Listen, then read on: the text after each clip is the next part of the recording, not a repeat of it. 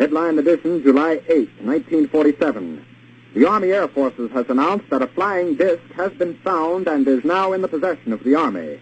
Army officers say the missile, found sometime last week, has been inspected at Roswell, New Mexico, and sent to Wright Field, Ohio, for further inspection.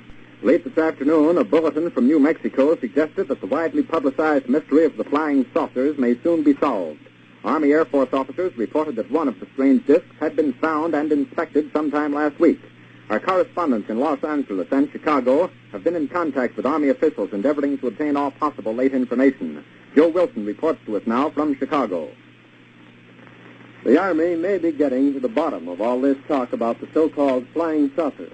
As a matter of fact, the 509th Atomic Bomb Group headquarters at Roswell, New Mexico, reports that it has received one of the discs which landed on a ranch outside Roswell.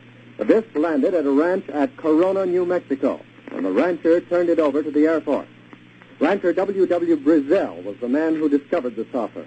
Colonel William Blanchard of the Roswell Air Base refuses to give details of what the flying disc looks like. In Fort Worth, Texas, where the object was first sent, Brigadier General Roger Ramey says that it is being shipped by air to the AAF Research Center at Wright Field, Ohio. A few moments ago, I talked to officials at Wright Field, and they declared that they expect the so-called flying saucer to be delivered there, but that it hasn't arrived as yet.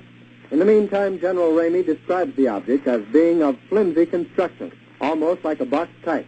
He says that it was so battered that he was unable to determine whether it had a disc form, and he does not indicate its size.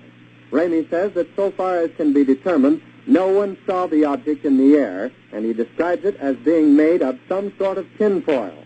Other Army officials say that further information indicates that the object had a diameter of about 20 to 25 feet, and that nothing in the apparent construction indicated any capacity for speed, and that there was no evidence of a power plant.